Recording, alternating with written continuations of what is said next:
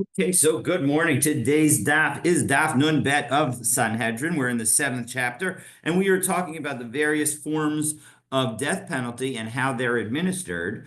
At the end of the day yesterday, which we've been discussing the death penalty of burning, although we have not yet described the process of how one goes through the burning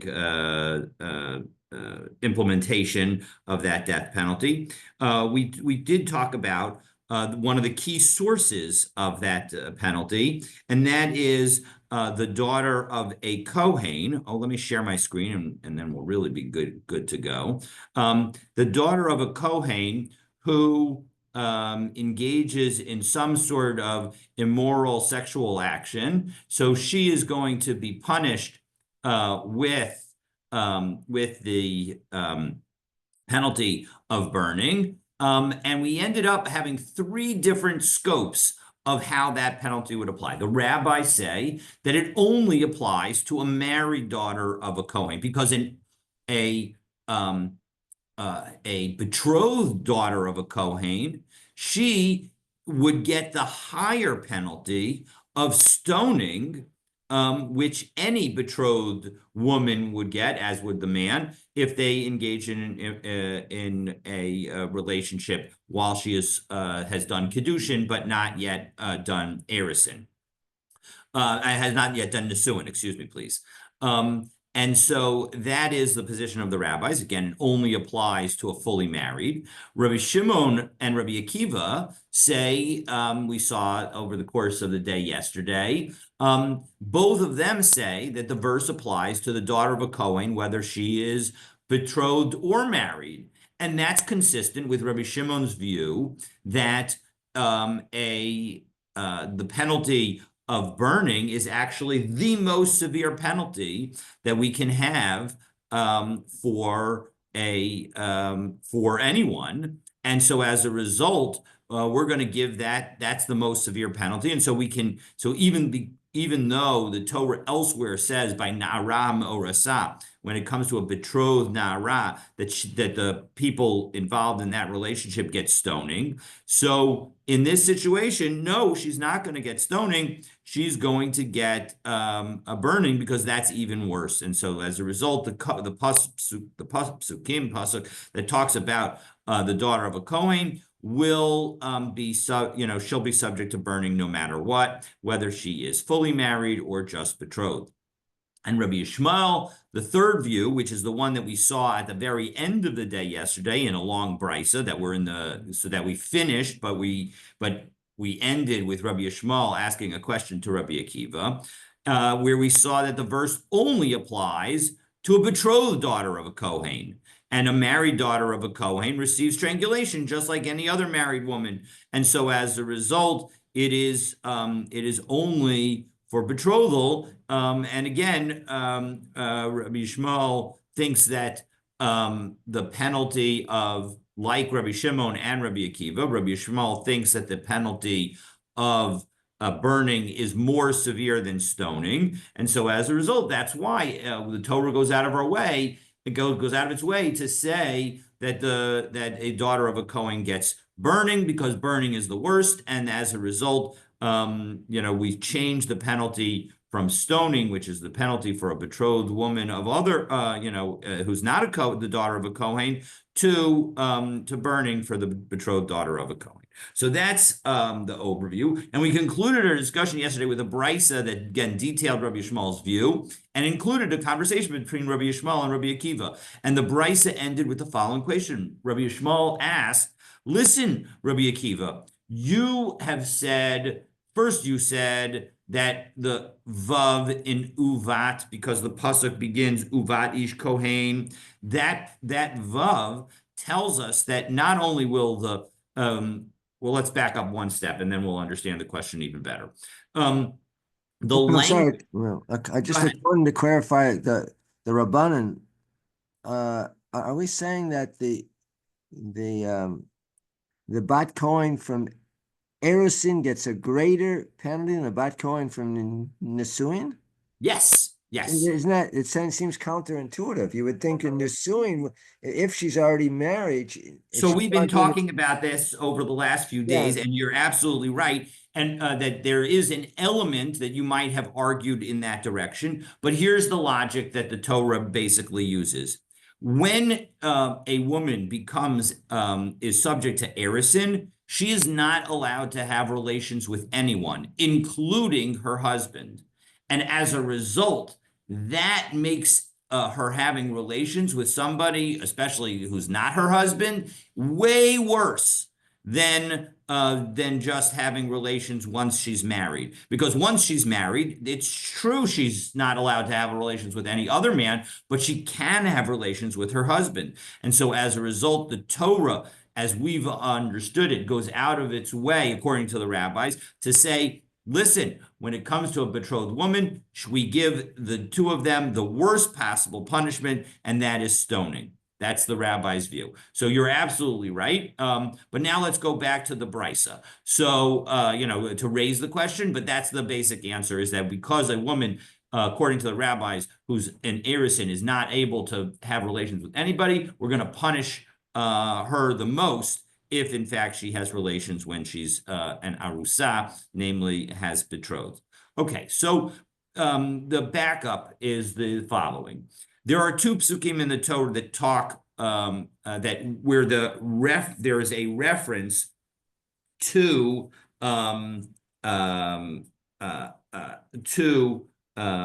the concept of let's say what was the wording? It was aviha. There are two places where it talks about aviha in connection with a daughter doing something wrong. One is the Na'ara Orasa, where she is betrothed, and then the husband after day one says, "Oh, you weren't a virgin, and as a result, and you must have had relations while we were engaged." So as a result, and in that situation, the Torah is explicit that she gets stoning, and it's explicit that the illegal marital relations were definitely between during the time that she had done erisin, that she was an arusa, and she was betrothed.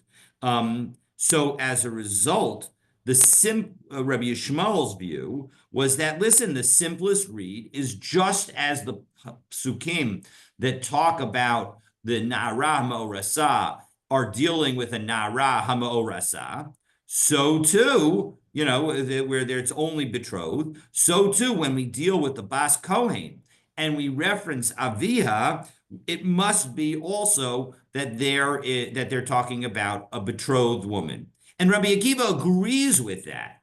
But what Rabbi Akiva said is, listen, because it says uvat as opposed to just bat at the beginning of the pasuk, we're going to add to the betrothed woman and say even a married woman. Now, Rabbi Yishmael says, well, one second, once you're going to do that, why not add an unmarried woman? And Rabbi Akiva said back, listen, I'm not going to add an unmarried woman because we have the Gzera Shava of Avia.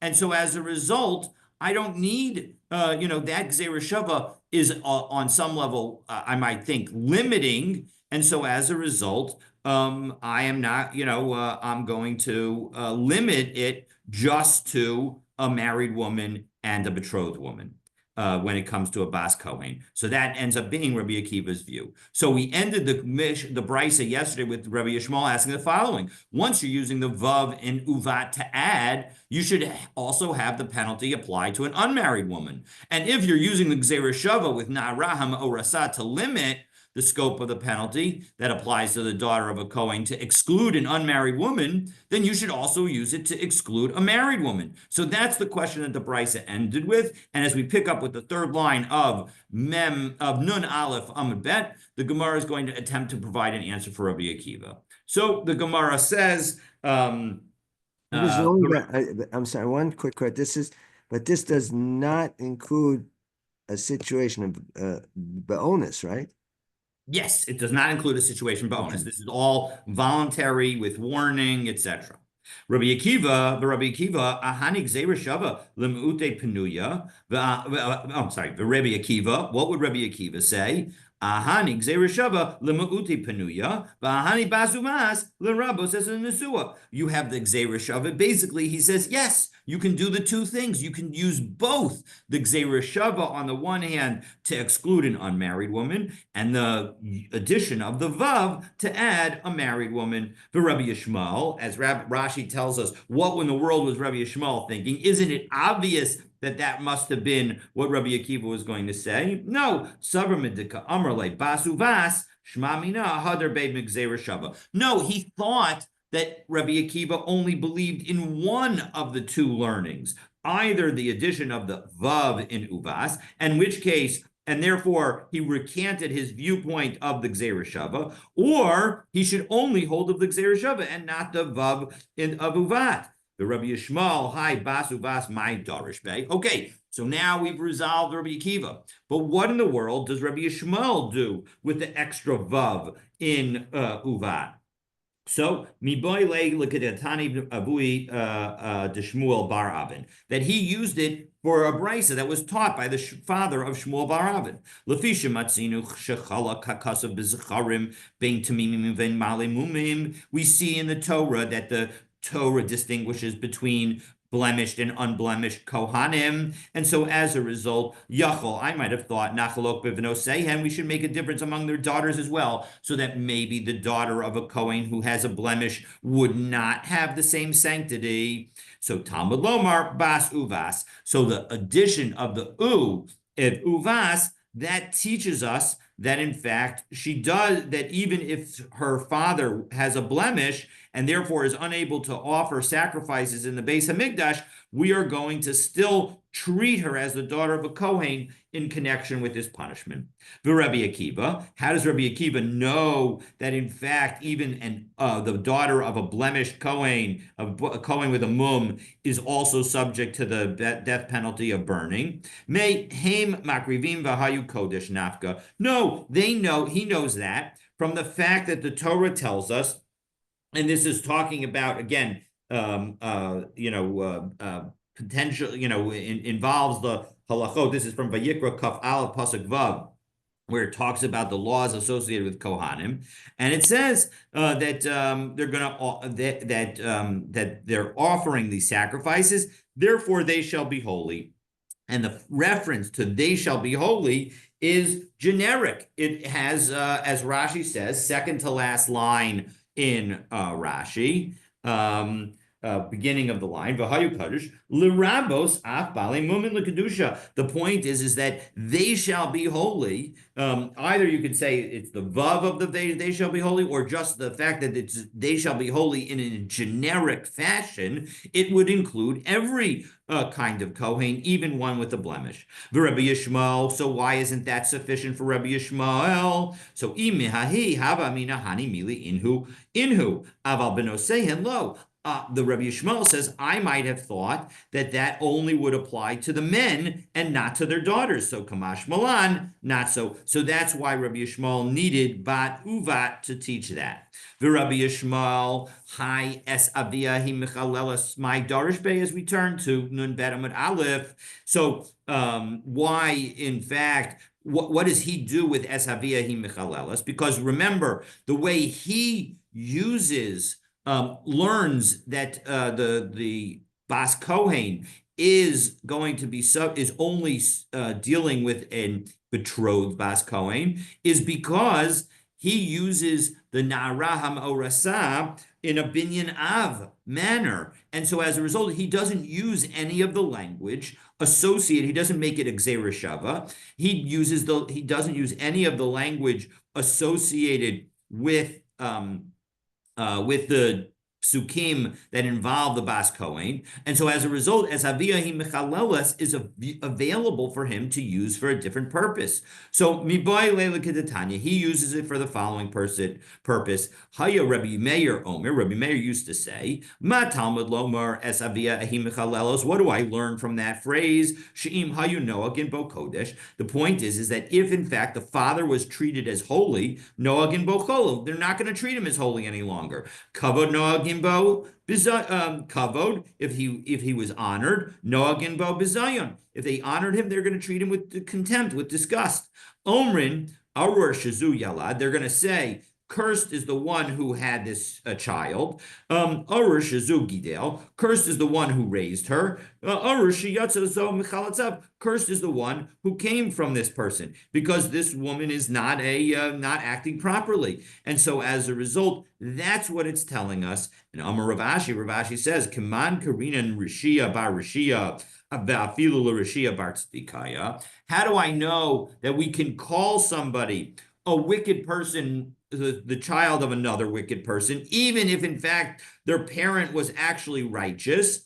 Kiman, who is that like? Kahaitana, like this Tana, because the point is that we treat the father with contempt, even though he was deserving on his own as being treated as holy. And it highlights the fact that there is some level of parental responsibility. Now, some people actually suggest that this actually has halakhic ramifications about Kohen, whose child may have gone off the right derech, but from a practical standpoint, we definitely do not hold that way in most communities today. Okay. According to Rabbi Yishmael, when he talks about the Balei Mum, it includes the daughters of Balei Mum.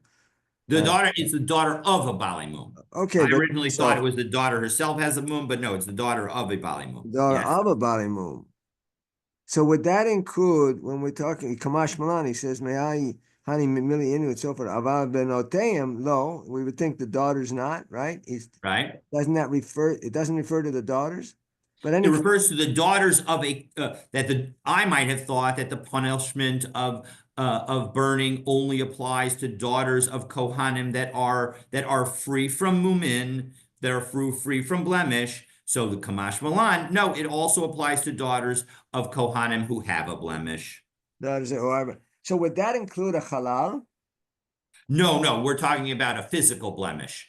But actually, I think the answer to your question, but your question is still a good question as to, because I don't think this is referring to them, but I believe, yes, I believe the answer is that the daughter of a halal may still be considered a bas Kohen for that. At least there, well, I would say that's what I think the rabbis would say, because the rabbis seem to have the broadest read. But we have seen over the last couple days that there's a machlokas on some aspect of that, because we saw that if there was a question of whether her marriage to a halal would end up causing a problem, and we said no, it actually does not. She's still subject to the burning penalty. So I think the answer is yes, but I'm not 100% sure. But it is certainly a good question whether or not the daughter of a halal would be considered a sufficient bas kohen in order to still be covered by this rule. Okay, so Zu mitzvahs haniskal, and that's the way the Mishnah ended. Our Mishnah way back at the beginning of chapter 7.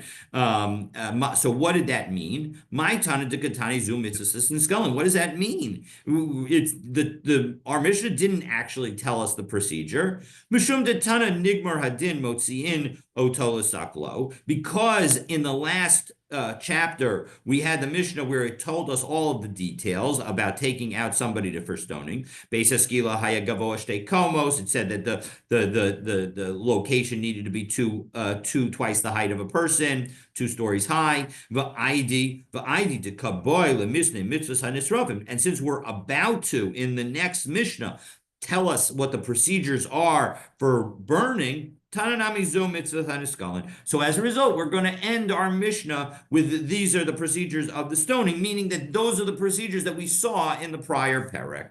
So what are those procedures of burning? So that's the next Mishnah. So the next Mishnah says, mitzvahs hanisrafim. How do we do it? Hayu mishakin oso bezevel ad arkuvosav. We put somebody into the manure up to their knees. And Rashi explains, Mashka'eno, so second line at the top of Nunvet Amud Aleph, Shalo yitapech ana v'ana, so that they can't sort of wiggle this way and that way. V'tipol hapsila, and the wick that we'll be talking about in a moment, will fall al bisaro mi b'chutz, that it'll end up falling outside the person's body and burn him on the outside and not on the inside. So what do? So we got this person up to their knees, so they can't really move around. It's almost like a quicksand. Think about that. Minosnin sudar kasha l'toch haraka v'korech al hatzavaro, and we take a hard scarf and we put it inside a soft scarf, so that the soft scarf is the part that's touching the person's body, but yet it's hard enough and strong enough in order to the korech al tzavaro, and we wind it around his neck, and it needs to be strong because zem moshech etzlo, zem moshech etzlo, because you imagine a scarf and you've got two people pulling on the two sides, beginning to strangle the person, but you pull it with just the right amount of strength, until he's forced to open his mouth. Umadlik es hapsila, and then one lights the wick, which we will discuss exactly what that means. Vizorka l'sok piv, and you throw it into his mouth. V'yored es l'sok meyav, and it goes inside his stomach. V'chomeres es b'nei meyav, and then it burns his intestines.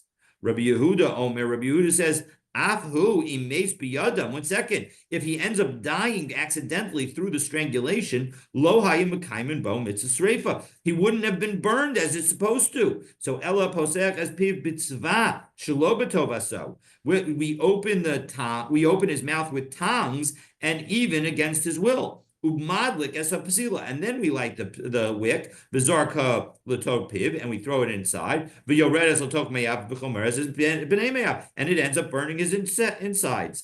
Amar Rabbi Elazar ben Sadok. Rabbi Elazar ben Sadok, 1 second, he says, listen, I remember that there was a woman who was a daughter of a Kohen who committed adultery. And they took bundles of branches and around her, and they burned her. So doesn't that show that the burning is from outside? Amrulo, the other rabbi said to him, based in Shal Osa Shah Baki. That court was not an expert court, and they actually didn't know what they were doing, and so that is not actually a proof to a different form of burning. So my psila, Gemara wonders, what is a wick? How do I, because if it's just a piece of string, that's not really going to be likely to do much. So Amar Rav Masna says, Psila shal avar. It's a wick, a thin, long piece of lead that would actually end up getting melted. So minalan, how do I know that that's the case?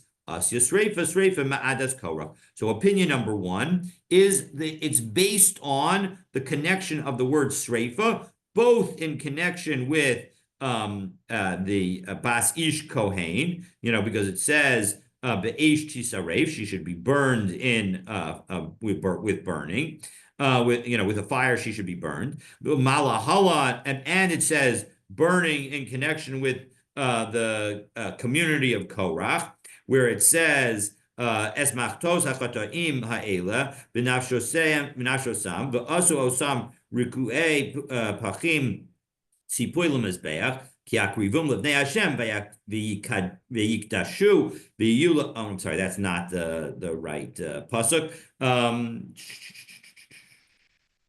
I don't see, they didn't quote the pasuk here, but the bottom line is the pasuk says when it's Parak Yud Zion pasuk Dalid in Bamidbar, Asher Hikrivu Hasrufim, that they brought the burnt ones had offered. So both of those refer to burning. So Malahalan Sreifas Neshama V'Guf Kayam, just as over there in connection with the community of Korach, those who brought the fire on the fire pans were burned their soul, but their body remained intact. Avkan Sreifas Neshama V'Guf Kayam. So too, with respect to the burning of the daughter of a Kohen, she also, the soul is burned, but the body remains intact. What was the type of sreifa that was existent in the time of Yehuda v'Tamar? Granted, she was not burned because he said coming many, but what was the sreifa at that time? The same thing? It's hard to know. I mean, presumably, if the Torah, they seem to be applying the same kind of thing. So I think that people would say that it's the same, but it's hard to know. I don't know that we have a specific any specific evidence, and certainly this is not suggest the story of Yehuda and Tamar is not raised in this Gemara. So Rabbi Elazar, at least not not through today, at least. So Rabbi Elazar Amar, Rabbi Elazar says no, it's not that sreifa, but Asya sreifa mimnei Aaron. No, it's the sreifa when Aaron's sons Nadav and Avihu were burned, and when they brought the strange fire. So Malahalan Streifas Neshama V'Guf Kayam. There their souls were burned, but their bodies remained. Avkad Streifas Neshama V'Guf Kayam. So too here the woman will get burned and her body will remain. Ma de Yalif Ma das Korach Manale. So how does if the one who derives it from Korach, how does he know that that they were burned internally? Diksiv. That when it comes to the fire pans of these sinners with their souls, benafshosam, shenishmasan nisrefes beguf kayam. So it tells us that their souls were burned, but their bodies were not. The idach, and how does the other view say? Or the idach, why doesn't the other one derive it from Korach? Hahi sreifa mamashi. No, that was their true burning. They were burned completely. Umay benafshosam. So what is it? What does he do with the word nafshosam? Shenischayvu sreifa al iske nafshosam. No, because they were liable. Why were they burned? Because they were doing things that were pertain to their soul. What does that mean? To the Reish Lakish. As Reish Lakish says, the Amar Reish Lakish, my diksiv, what does it mean? The pasuk in Tehillim, Lamed Hey, pasuk Ted Zayin, Birchan Fela Age Maoz, Charok Alai Shinemo, that with flattery and mockery for the sake of a loaf, he gnashes his teeth at me. What is that referring to? B'shvil Chanufa Shehechenifu LeKorach Al Iske Legima. Well, Korach would flatter the people with food by giving them wonderful food and taking them out. I think about being a summer associate and being treated to wonderful meals. So, and Charak Aleim Sar Shal Gehenim Shinav. As a result, the chief of Gehenim gnashed his teeth at them. As Rashi says it, Rashi is basically right opposite the Gemara in the inside the language of the Gemara, the beginning of the next Gemara, at the end of the next Mishnah, and then turn to the right. Al iski nafshosam, al chanufas achila, the flattery of the food, the shisiya, and the drink that they were given, hanechnesus b'nafshosam, that went into their soul. That is why they deserve. So the nafshosam that's referred to is referencing this teaching of Reish Lakish. Well, how does the one who learned? So we now understand how the approach that says that it was the people of Korach that were burned. What about the children of Aaron? How do they know that the bodies were okay and only the souls were burned? They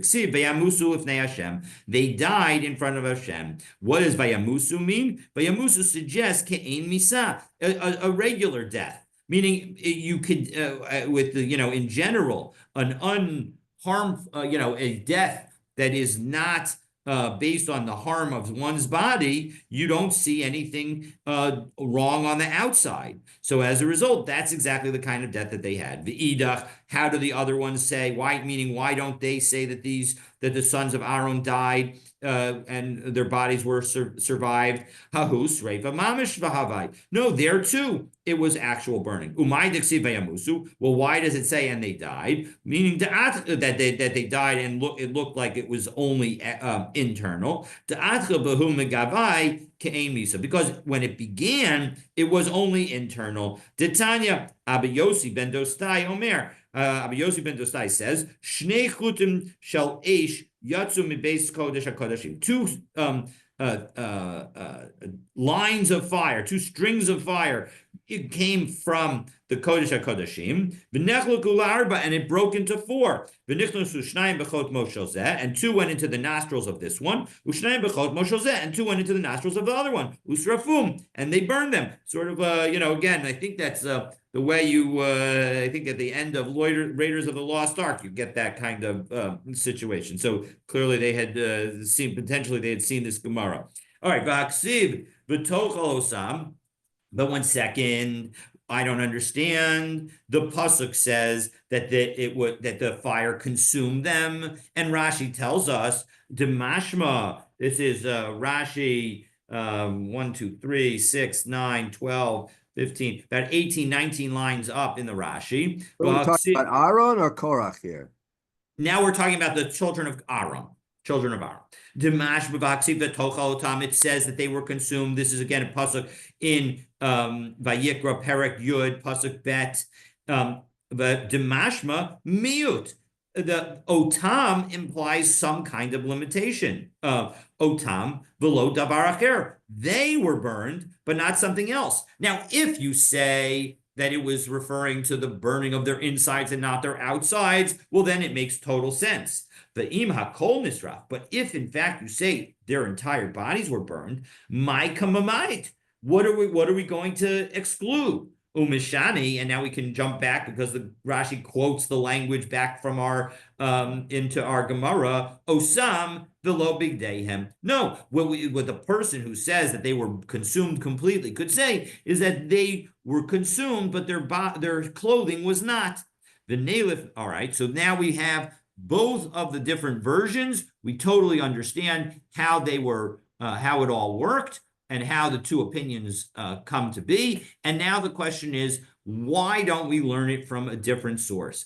The Neilif Miparim HaNisrafim, why not learn the fact that what the nature of the burning is from bulls that are burned? And of course, what happens to bulls that are burned when you have a bull that's burned in the Beis Hamikdash? The entire thing is burned, the inside and the outside. Malahal and Sreifa Mamish, the whole thing is burned. Afghan Sreifa Mamish, there's no internal burning. So why don't we say that that's the connection? Mistabrami Adam Havale Lamelev. It's better to learn from a person because Shekain Adam, they have 4 different ways that they're similar. Both the Bas Kohen and either Adas Korach or Bnei Aharon, all of them have these 4 things in common. Adam, they're all people. Chote, they all involve sinners. Neshama, they all involve killing something, meaning it's not already dead. And Pigul, and they all involve Pigul in that Pigul does not apply, meaning you can have any kind of thoughts. Pigul is when you have the wrong thought about the time in which the offering is supposed to be dealt with, and that has no relation whatsoever to either the Adas Korach, Bnei Aaron, or Bas Kohen.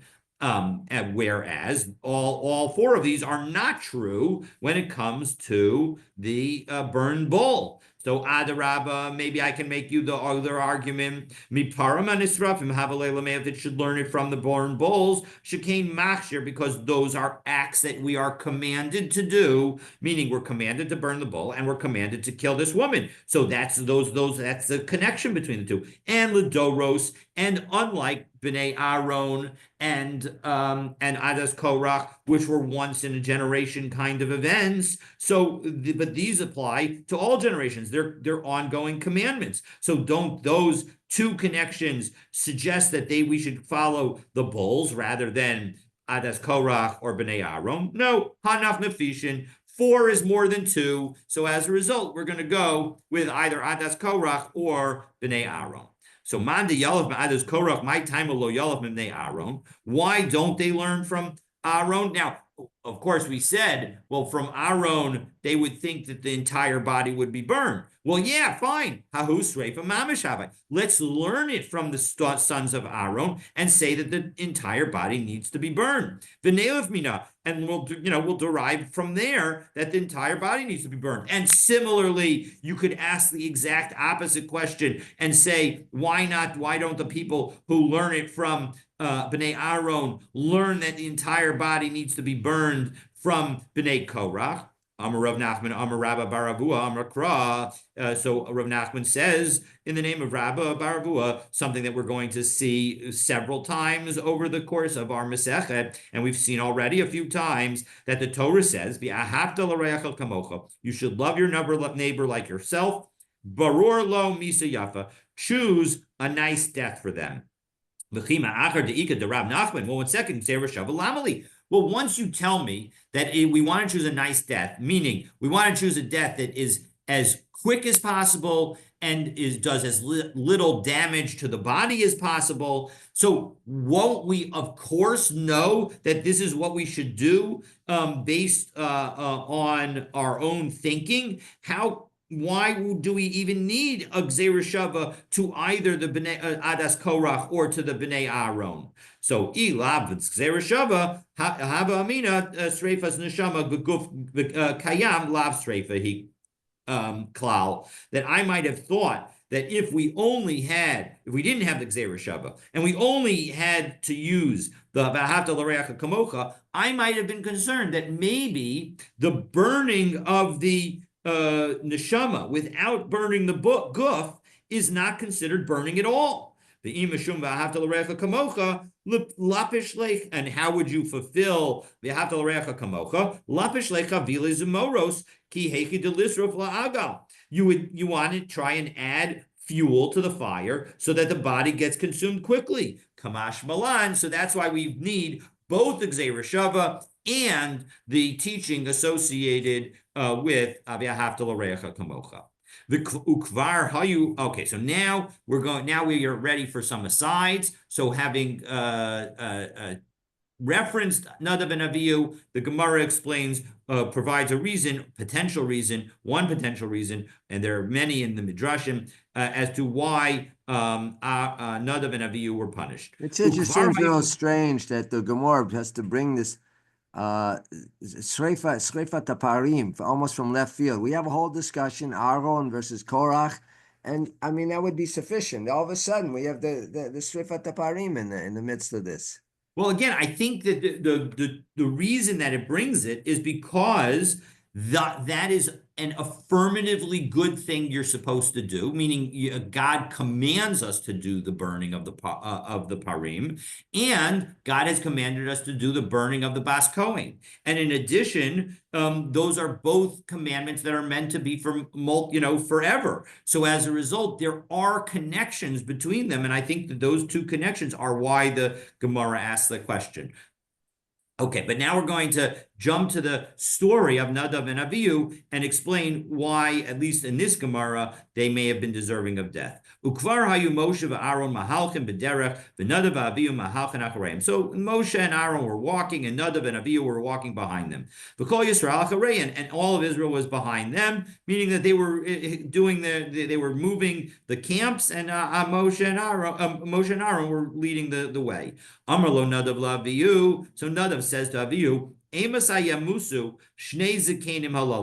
are these old guys gonna go? And we get to lead the generation. So Amar lahen HaKadosh Baruch Hu, God said to them, Hanira mi kover es mi. We're gonna see who's gonna bury whom. Meaning that you're not going to survive. Amar Rav Papa, Hainu da Amri Inshi, Nefishi Gamle Save. That we often see that many old camels are carrying the hides of young camels, meaning that the loads of the old camels include the deceased young camels that are being now repurposed as bags and the like. So the bottom line is now it's interesting. Of course, one of the interesting aspects, I think there is a Sichot Musar from Rav Chaim Shmulevitz that highlights that, of course, Nadav said this to Avihu, but what did Avihu do? And the answer is that he didn't object, and it highlights that that we need to be that when this is a good allyship time to talk about the importance of being allies to people who are being who do the wrong who are often victims. And so the point is that when we hear somebody speaks on something that is not appropriate, we need to try and speak up. Okay, so Amar Rabbi Elazar, now we go back to talk about another aside. To highlight how one how one who is a Talmud Chacham can over time, specifically through food, potentially lose their status and view within the eyes of the world around them. So Amar Rabbi Elazar says the following as we turn to Nun Bet Amud Bet. Lema Talmud Chacham Domet Lefnei Am Haaretz. To what is a Torah scholar compared to in the eyes of a person who's not knowledgeable? B'tchila, initially, Domela Kiton Shel Zahav. When they first meet, he's like a golden jug because he looks like he can't do anything wrong. Once he starts talking to the guy and he realizes this is a regular human being, so then he's going to be like a silver jug. But once he benefits from him, meaning once the Torah scholar benefits from the ignorant person, meaning he's given him food and the like, so now he's all of a sudden only just like an earthen jug. And if the person does anything wrong, Kaven the Ishbar, once he's broken, Shuv Ein Lo Takana, there's nothing that could be fixed. Okay, so now we get a story of and that relates to the end of our Mishnah, which talked about the fact that Rabbi Elazar, the son of Rabbi Tzadok, had seen a circumstance with a different kind of burning, where the burning was of the outside. So we get another story along those lines. Imrasa bas Tale bas Kohen Shadzin Sahavi. So Imrasa, the daughter of Tali, was a Kohen's daughter and committed adultery. Akva Rav Chama Bartuvia Chavili Zmoras Usrafa. So Rav Chama took bundles and branches and burned her. Amar Rav Yosef Ta Betarti. He made two mistakes. Ta B'da Rav Masna. He made a mistake in connection with Rav Masna because Rav Masna says that you burn the person with molten lead. V'ta B'Kidetanya. And you also made a mistake with the following brisa. Uvata ela kohanim alavim ela shofet asher yeh bayamim haim. We say that in order to bring cases, you bring them to the kohanim, the levim, and the judge who's in that day, which teaches us bisman sheyesh kohen yesh mishpat, that only when there is a kohen serving in the Beis Hamikdash do we then have, or mishkan, I should say, I'll add, then we'll have the judgment of capital cases. But when not, we don't. And so as a result, since this was after the destruction of the Beis Hamikdash, we shouldn't have had a capital case.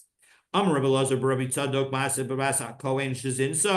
a story that, again, our Mishnah said that Rabbi Elazar saw that the Bas Kohen had committed adultery and they burned her from the outside. Rabbi Yosef asked the following question.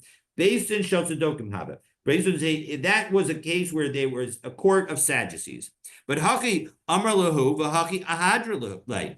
This is what Rabbi Elazar said to the rabbis and what they replied to them. V'Atanya, because we have a brisa. Oh, I'm sorry. But is that in fact what was said to between Rabbi Elazar and the Chachamim, what we had in our Mishnah? Because we have a brisa that seems to say the conversation went a little differently. Rabbi Elazar, Rabbi Tzadok, because Rabbi Elazar said, Zuchurani, I remember, I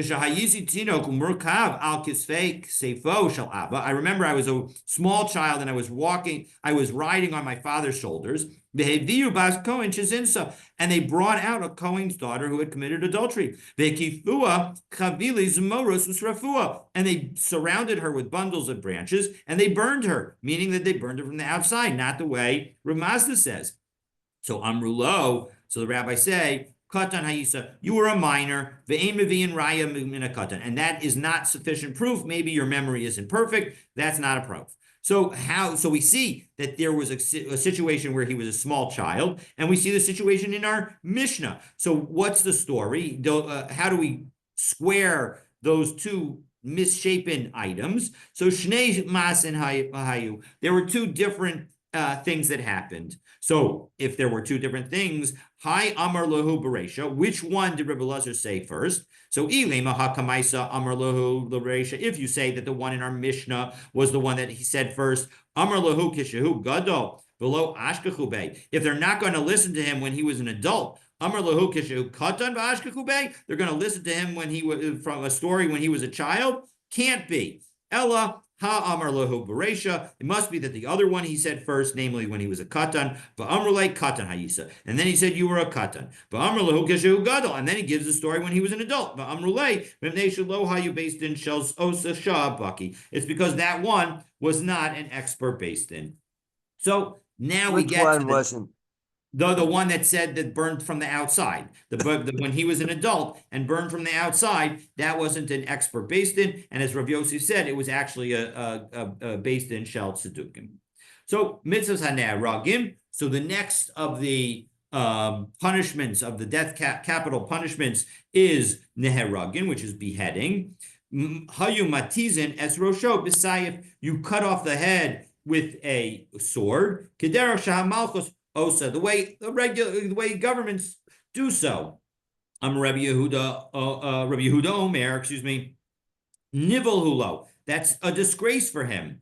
Ella manichan es rosho al hasadan bekotis bekofitz. Rather, you put his head on a block and you chop it off with an axe. And so amrulo. Mizu. That's even more disgraceful. So how can you say that what we're suggesting is bad? So and Rashi tells us nivel huzeh. What does it mean when Rabbi Yehuda says that the first way is pad, and how does it differ? The implication is that the person was standing and he would fall over.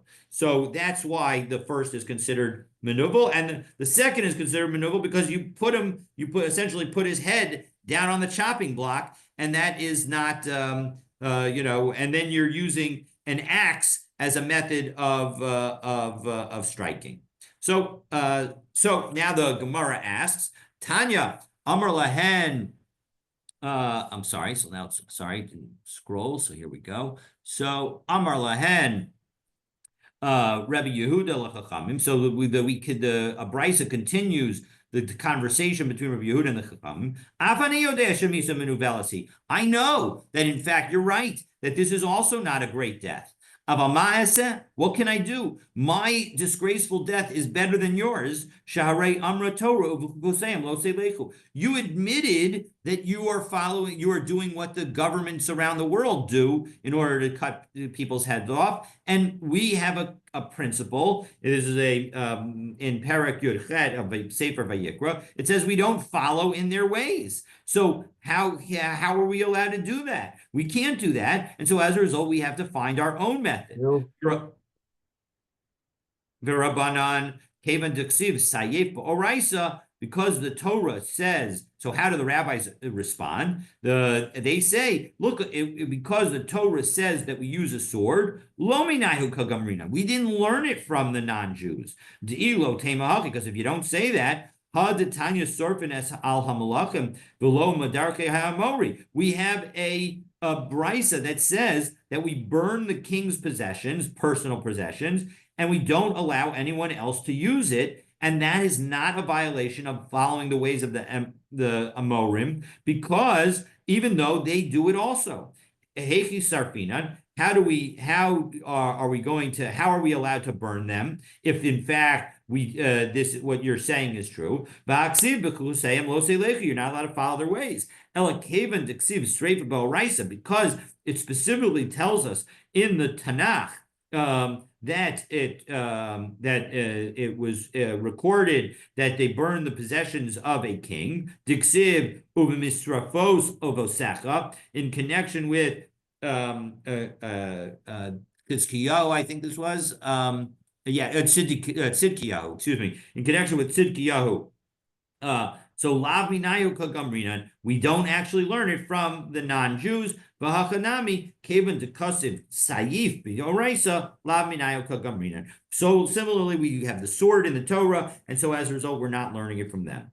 V'hadetanan be'idach pirkin. But 1 second, we're going to see it. All right. So now, so we've dealt with the concept of whether or not this is something that we've learned from the Goyim. And so now how do I who gets beheaded? So we're going to see the next is it the next in no in Parak Tet, we're going to see on Daf Ayin Vav Amabet, we're going to see Elohei Ragin. These are the ones who are beheaded. Harotseach, somebody who commits murder. Va'anshe Ir Hanidachat, and those who are in a city that engages in idol worship.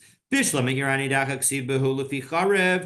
comes to the idol worshiping city, we see that it specifically, the Torah specifically references a sword. How do I know that a murderer also gets saif, that also gets hereg?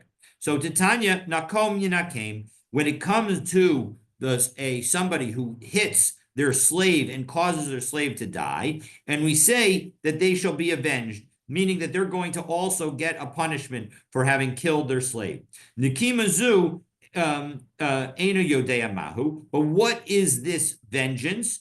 I don't know what it is. So the Torah, we need to find another pasuk. So Kishahu Omer Behaviesi Alechem Cherev No Kemes Nekam Baris. So, but then at the end of Vayikra, in the Tochacha that is there, it says that God will bring on you a sword avenging the vengeance of the covenant. So now we see that a sword is right next to a vengeance. So Havi Omer Nekima Zuch. So as we see, the vengeance is the sword. The Ema de Bariz Le Mivriz. Maybe, how do you know that you're going to cut off the guy's head? Maybe we pierce him and stab him with the sword. No, because it says Lafi Charav Ksiv, which says by the edge. So that suggests by the edge, not by the point.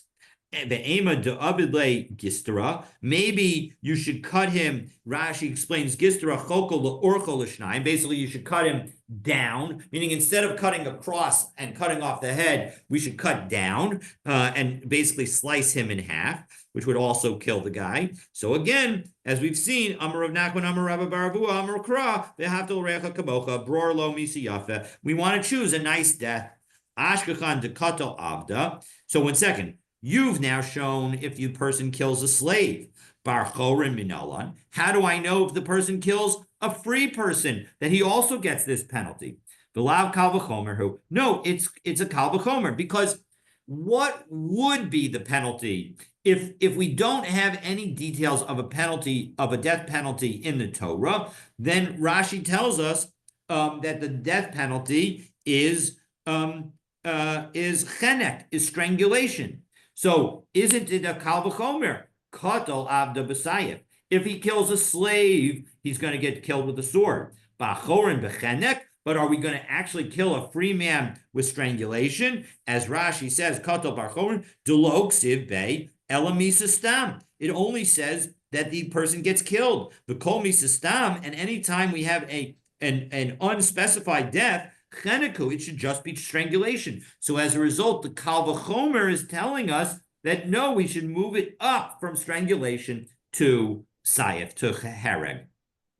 So Hanik Lamanda Amar Chenekal. That works according to the rabbis who put strangulation at the very bottom and put using the sword above it. Elamanda Amar, but according to Rishimon, who says Chenek Chomer Ma'ikalamemer. He's the one who said again at the beginning of our parak the fact that Hereg is beneath Chenek. And so maybe this makes total sense. We should do strangulation because it's above Sayif. So how do we ma'ikalamemer? What do you say? So nafgalei miditanya. No, he learns it. He would say from the following brisa: Va'atativa er hadam hanakim mikirbecha. You should purge out the innocent blood from your midst. This is a pasuk in connection with Egla Arufa. Hukshu kol shofchei damim le'egla arufa. So as a result, all the people who shed blood are compared to an egla arufa. And what do we do with an egla arufa? Well, lahalam b'sayef uminat savar. We take the sword and we cut them from the back. And so avkan b'sayef uminat savar, and we cut them from the neck. So we take the sword and we cut from the neck.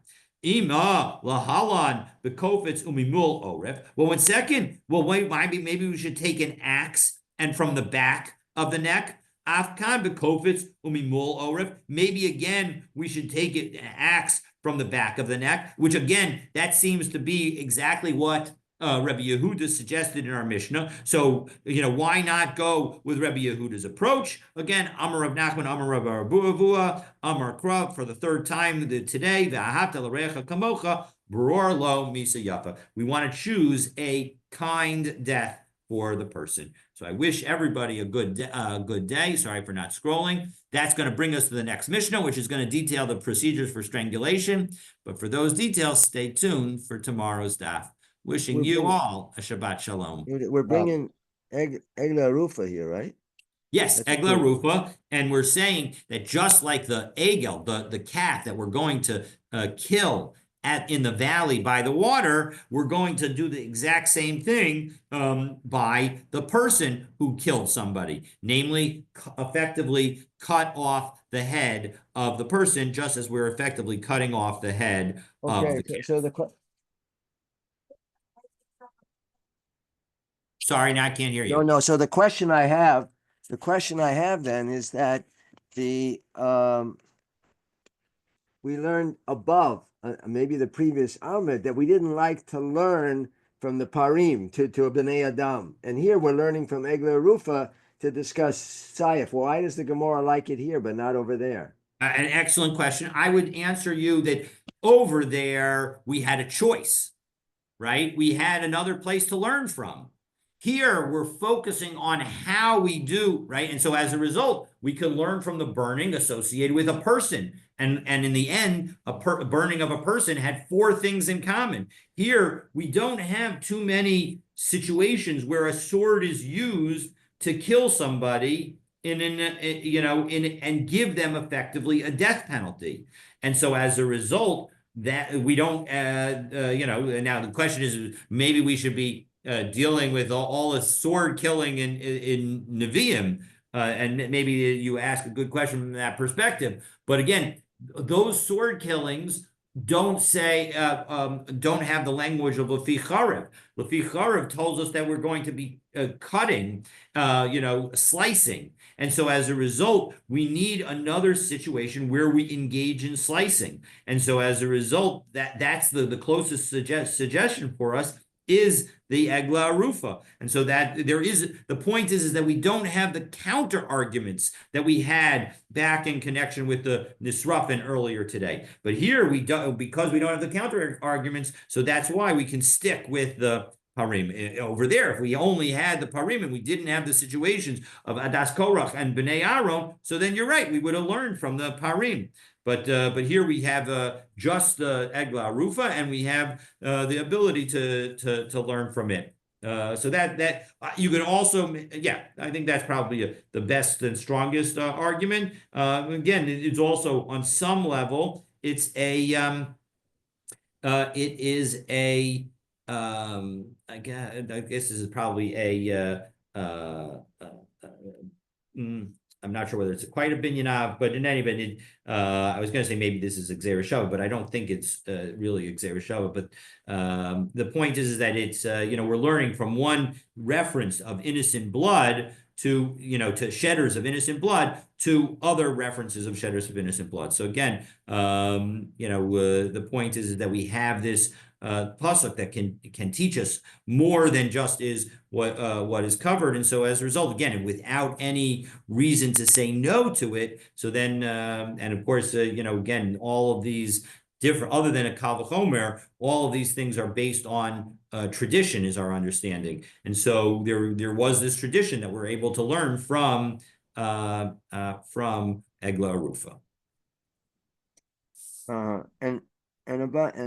Okay, it just I was just thinking about that, but all right. So if there's nowhere else to learn it from, but then Rashi says above the Kom Nita Stam Cheneku. If the Torah doesn't explain, that's halacha.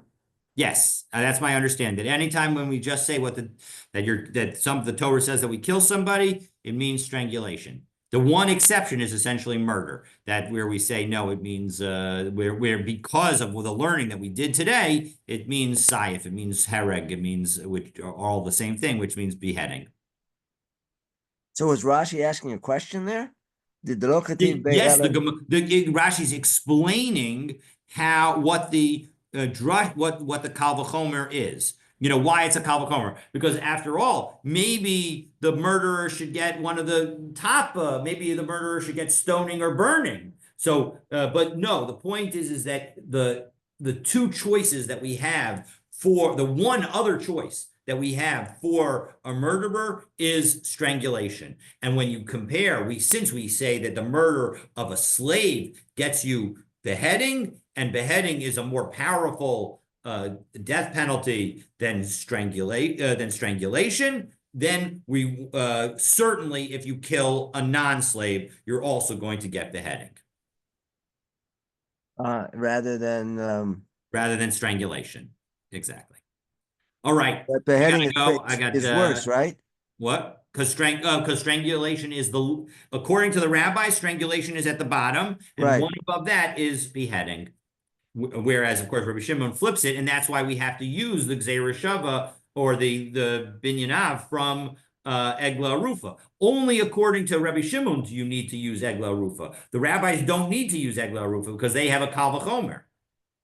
I should have mentioned that also in response. Okay, I gotta go. I got my meter expiring. So this was a live from Harvard Hillel. So happy to participate. Thank you so much for joining at the special hour, and looking forward to being back in person, learning together on Monday. Have a wonderful, wonderful day.